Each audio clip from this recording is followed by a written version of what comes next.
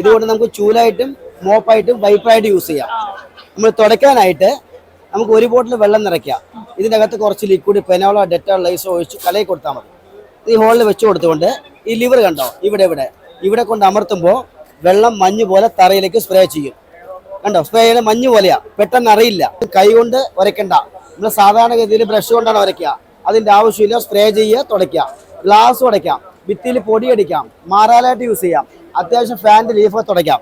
ഇനി ഫർണിച്ചറോ കട്ടിലോ അലമാര ഒന്നും മാറ്റാതെ കുനിയാതെ നമുക്ക് ഈസിയായി തുടച്ചെടുക്കാം. അങ്ങനെ തുടച്ചു കൊണ്ടുപോകുമ്പോൾ തറയിൽ കിച്ചണിലൊക്കെ നിറയെ എണ്ണമയുള്ള അഴുക്കുണ്ടാകും. അതെല്ലാം ഈ ക്ലോത്ത് ഇതാണ് നമ്മൾ യൂസ് ചെയ്യണത്. ഇതിൽ പിടിച്ച് പറ്റിക്കോളും.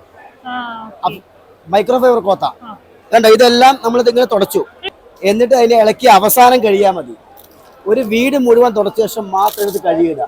അങ്ങനെ ഒരു ക്ലോത്ത് മാത്രം ഒരു 1.5 വർഷം യൂസ് ചെയ്യാം.